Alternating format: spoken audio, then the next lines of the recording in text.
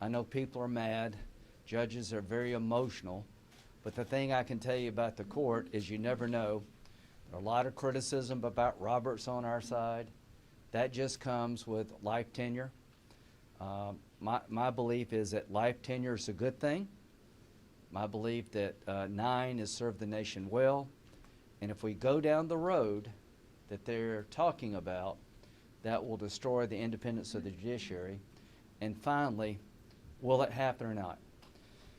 Senator Feinstein's a good person. She has served California well, I believe. She's somebody you can do business with.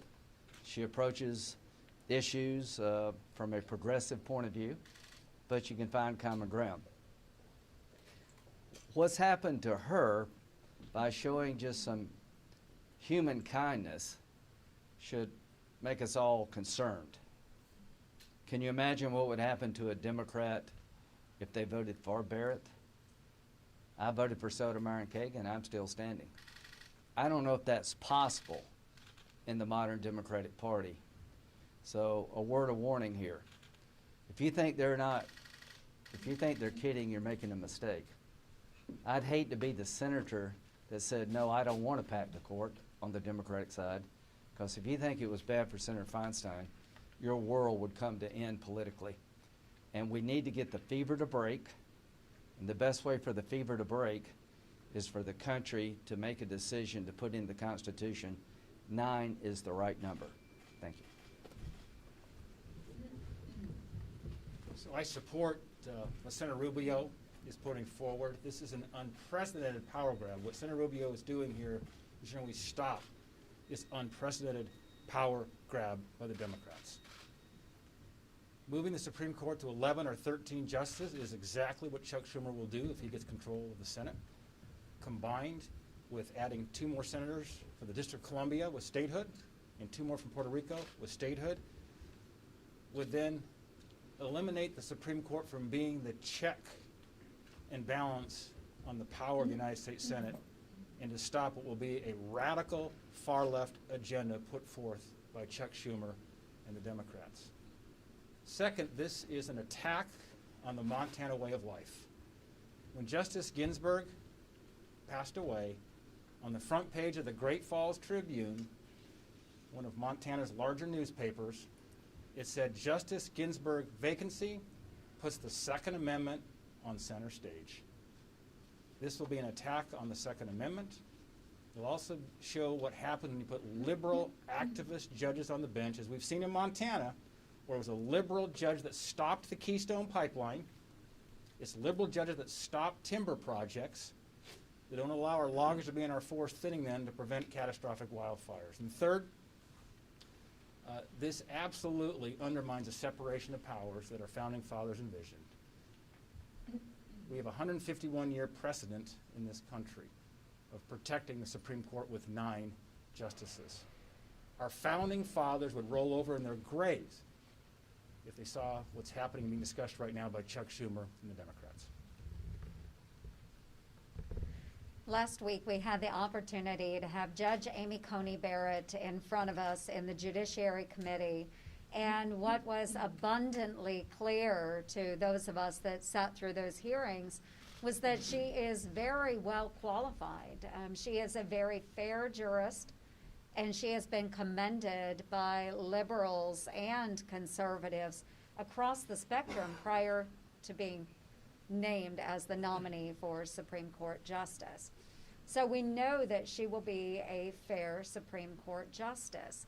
But what we see coming from the left is that because they cannot attack her on her qualifications, they know that we will be moving forward with this nomination, that they now have the idea, and even as Senator Rubio had stated, they had this idea months before Justice Ginsburg had passed, that their idea then would be to pack the court or expand the number of seats on the Supreme Court. What they want to do, they being the Democrats, is to establish a super legislature. Now, we all should be very afraid of that. This is our third branch of government.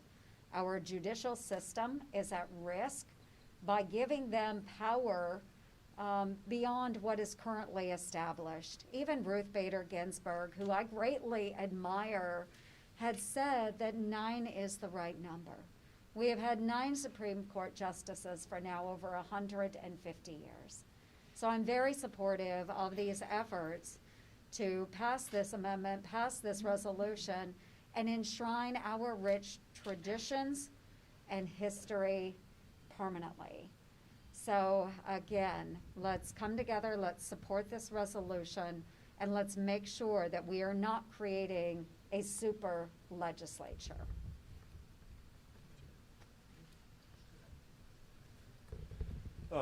Three things I'll just underscore.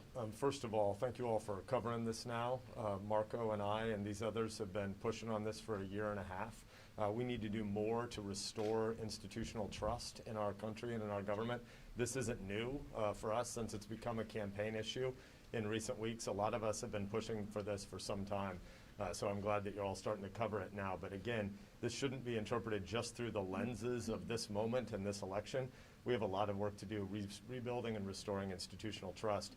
Second of all, this act that Senator Schumer, if he would become the majority leader, wants to advance is really to nuke 2 of 3 branches of government. At a time when you have declining public trust, the conversation that is being had among Democratic activist circles right now is about nuking 2 of 3 branches. This is about turning the Senate into just another House of Representatives, a simple majoritarian body that on 51, 49, 49, 51 swings every 24 months could try to remake more and more of American life. That is the opposite of the founders' vision for what the Senate was for. The purpose of the Senate is to enable long debate, deliberation, and to allow passions to cool.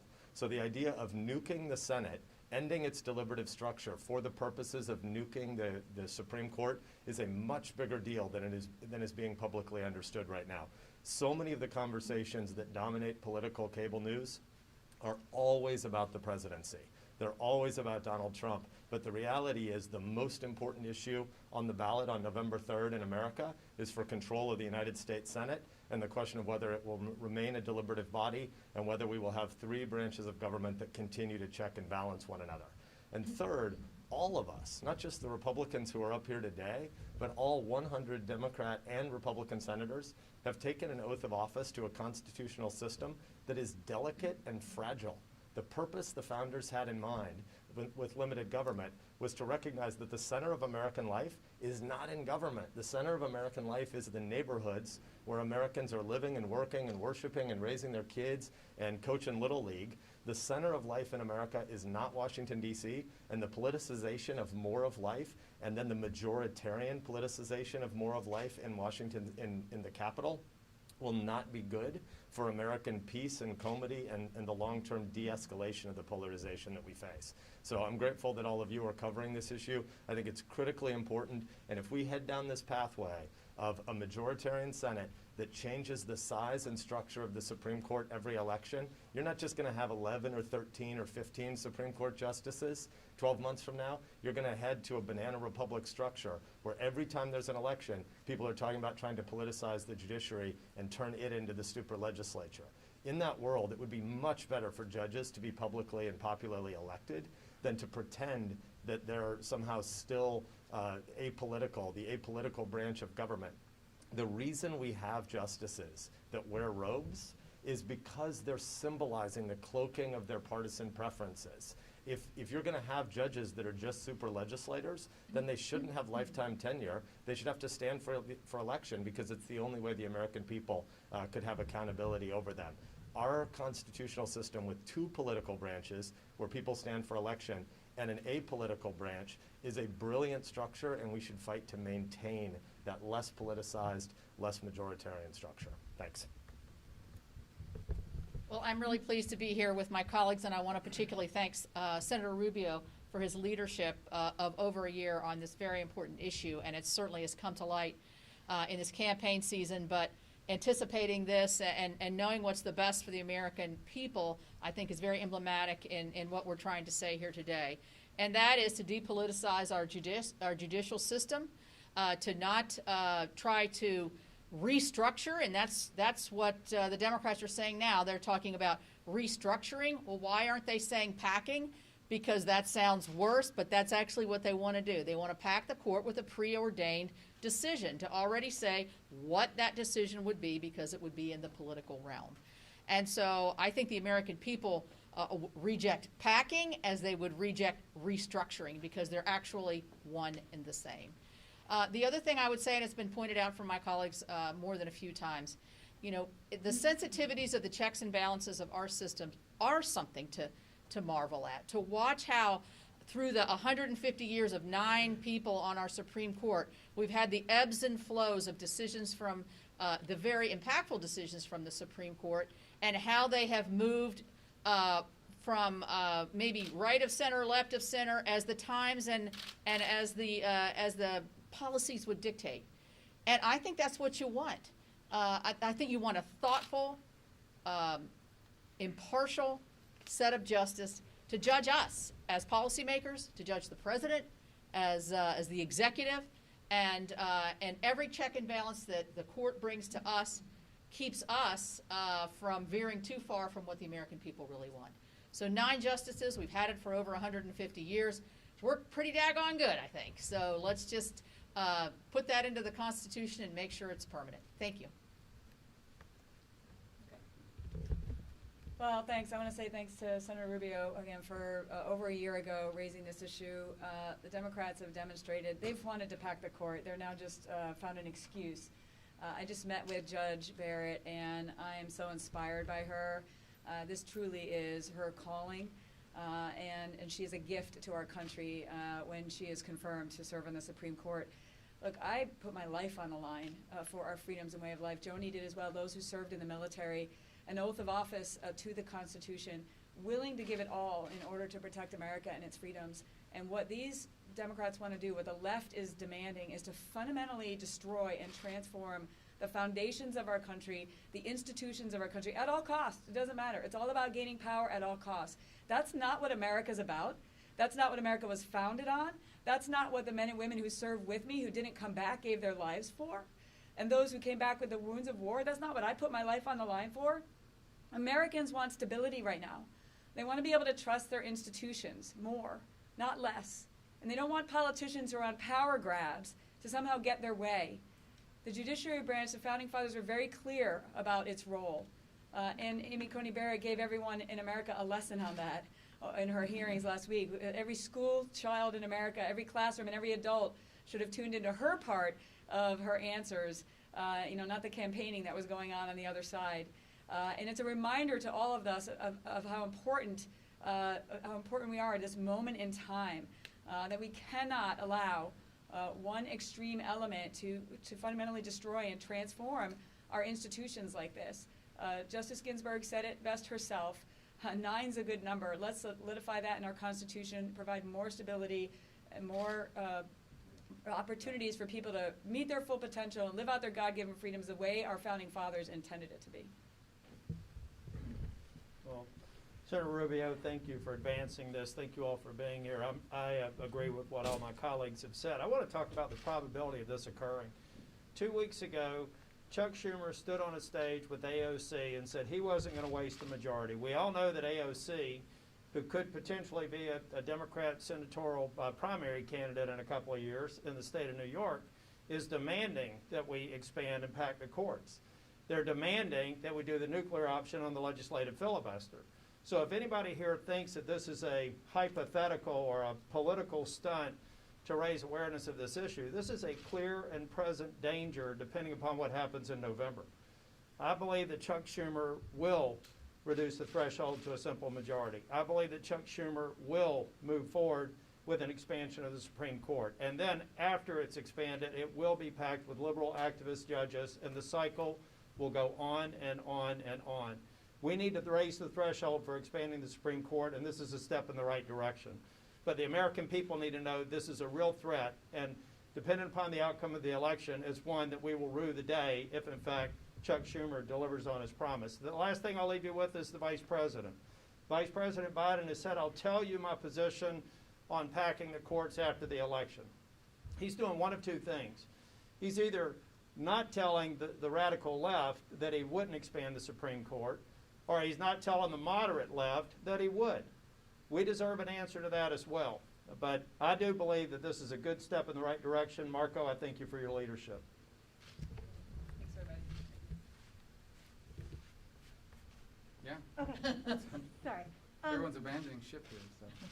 No, you To need to go go back, with it. I kind of want to bounce off of what Senator Sasse had said, which was to do something like this, like, takes away the comedy of the Senate, how it works together. And if this is your concern that Senator Schumer would do this if they got the majority, don't you think it's predicated upon the fact that Republicans right now are pushing through a Supreme Court justice and taking away some of those norms that you do have? And secondly, to follow that, there actually isn't a plan right now by Senator Schumer. They said options on the table, but there's no plan. There's no nothing. This is Well, on not the a second, thing. sure, on the second point, if it's not a thing, they should say it. Just come out and say, no, we don't Vice wanna do President it. Biden has said that there's a better thing than packing, which is He has, legislating. well, like, again, not just Vice President Biden or former Vice President Biden, but multiple candidates refuse to take a position on this issue, including those running for state Senate, for Senate seats around the country. They just won't answer the question. And what a Vice President Biden has said is that he wants to wait and see how this nomination plays out before he lets voters know before Election Day. So ultimately, my whole point is, if you believe the court needs to be expanded, say it. I can tell you this, all the energy in the Democratic Party that comes from radical elements in that party right now, and all the money that you see being poured into, and all the activism, all is demanding it. So I filed this a year and a half ago, before there was a vacancy for this seat, before Judge Barrett was being considered by this. It's unrelated to that issue. It's broader to the point that we need institutional stability for our system of government to function. Meaning, we have a determined number of House seats based on districts apportioned via the population of the states. We have 2 senators per state, and there needs to be some stability. It cannot be that we decide to change the number of people on the court every time the outcomes that you're getting from the court do not favor your particular policy But preference, neither because that's not side the has purpose of ever the done court. that, Senator. It What's hasn't- that? Neither side has ever done that. It hasn't been done. So why the concern now? Because they won't say they're not for it, and because there are plenty of activists in the Democratic Party, including prominent voices in the Democratic Party, that are asking for it and demanding it. Not now, a year and a half ago. But activists have asked for it for years, The difference decades. is that you now have candidates that either won't take a position on it or are avoiding it. If it's as clear cut as you claim, why not just say it? Why can't they just say, we will not do this? Well, I say let's give them a vote. Let's put it up for a vote before we leave here, after the vote on the confirmation, and let's put everybody on the record to state whether they're for it or not. It'd be pretty simple. Is it If not a your level of questioning is right, fear-mongering, Senator, if your to say question, that- if your predicate is correct, that no one's proposing this, no one's considering it, then they can put that on the record and they can vote, and it would exemplify that position. But here's the bottom line is, the fact of the matter is they won't say it. They will not commit not to doing it. And But there's a President reason Biden for that. did say it. He said there's legislating. He said that's the better option. He has said He it. said he would tell, the last time I heard him speak about it, and that includes in a town hall very recently where he was pressed on it, he said that he wants to wait and see how this process right now plays out before he makes a pronouncement on it. That's what he said. And I watched the debate, the original debate, where he refused to take a position on it. He had a chance to do it then. But it's not just him. There's the activism in that party is demanding this. And there's no way that they're not going to be able to not speak to those voices and make those voices happy if they take the majority. But bottom line is, if they're not for it, that's great. They should be. Then why aren't they co-sponsoring my amendment? I don't think we have a single Democratic co-sponsor to my amendment. Doesn't it So tell we're you welcome. something, We're Sen- opening the invitation now for any Democrat who thinks this is a bad idea. They should co-sponsor our amendment so we can all be on the same page. Just before we go to another topic, you should also keep in mind that I was one of 61 senators that signed a letter to say that I would never vote for the nuclear option on the legislative filibuster. Now there are people who signed that letter just a couple of years ago who have said publicly, now may be the time. So go back and read that letter, go to every member who signed it, ask them where they are today, and then you can determine whether or not they're still a threat. Other question? Yes, sir. So you, Yes, Senator ma'am. Sasse talked about nuking the Senate. Democrats would nuke the Senate if they came into power. How do you make that argument considering the past several years, there's been a lot of precedent-breaking norms that have happened in the Senate, including the 51-seat threshold for a Supreme Court justice, and we can go back to Harry Reid, yes and yes. But why should things change now? And secondly, to Senator Tillis, is this your best argument now in your own reelection race, is to make sure that there is a Republican check on the presidency in the Senate? Well, if I could just answer the first question. On the first question, these are two separate issues here, the filibuster and the number of members of the Supreme Court. On the number of members of the Supreme Court, which is what my amendment is about, it's not about the filibuster, it's about that. That's about institutional stability. On the issue of the filibuster, look, I thought it was a terrible thing for Harry Reid to do what he did, and I thought it was unfortunate for the Senate that it followed up by ultimately becoming the Supreme Court as well. But that speaks to the decay of the institution and the way we behave now. Going back 20, 25 years, you had controversial nominations, but they didn't get filibustered, they still got their votes. That has changed. The nature of our politics has changed the Senate. The reason why I'm against it from the legislative standpoint, changing it on the legislative standpoint, which is what I believe Senator Sasse was speaking to, is because if all it takes is a simple majority in the House and Senate to pass legislation, it undermines the very purpose of a Senate in the first place. The reason why the founders created a Senate is to have a place that moved slower and more deliberate in their thinking. And that's why I've never signed on to any, listen, I'll admit to you that anytime you're on the losing side of issues, the losing side argues, let's get rid of the filibuster, because we have people on our side, on the activists, that say, get rid of the filibuster. But what I explain to people, and ultimately what I hope everybody understands, is that the reason why the system was designed this way is because the Senate was intended to be a place that slowed things down, because they knew that sometimes the passions of the moment would overcome the politics and you'd end up making bad decisions. The filibuster is an expression of that. It is a Senate rule. It can be changed, but it is a Senate rule that's very different. I think it's important, but it's very different from the number of justices on the court. Because if we're going to get into a position where every time someone wins the majority and they don't like the direction of the court, they just add 2 more members to change the balance, we will wind up one day with 25, 30, 35 justices, the kinds of things you see in chaotic countries. And so it's a terrible idea, and that's what my constitutional amendment is about. And before I run, my best argument is what I've done in the last 5 years or the last 14 years that I've been in office, turning the North Carolina economy around, voting for Tax Cuts and Jobs Act, which actually created an economy before COVID that was historic, record low unemployment. That's the argument that I'm making to the people of North Carolina, while at the same time I have an opponent that's got to try and clear up a number of things, up to and including an investigation with the Department of the Army. Thank you, Mark. Senator Tillis, do you think you need to actually get a relief package done, though? Well, we need to get a relief package done. I had somebody ask me this today. This isn't about politics. This is about people who have been expecting it for months. A month ago, I voted on a CARES package follow-up, and my opponent said he would vote against it. And I also said that we need to do more. Individual payments to people who have fallen into poverty, absolutely. Funding for states that have been affected, can demonstrate they have, absolutely. Funding or bailing out California and New York, the states of Schumer and Feinstein, absolutely not. They were in trouble to begin with, but if we can find a way to provide resources to any state that can demonstrate they've been affected, that should be a part of the follow-up to the CARES Act as well. Extending unemployment, providing funding for education so that they can open up safely, providing funding for vaccines, providing liability protections before we have an epidemic of lawsuits are all things that we need to vote on, and I'm prepared to stay here through Election Day to vote on it again. Thank you all. All right, guys. Thanks for covering this. Thank you for wearing the mask. Appreciate it. I always wear the mask. I know. I even got a better mask now. So. It's this low ceiling. You can get there. Thank you. Thank you.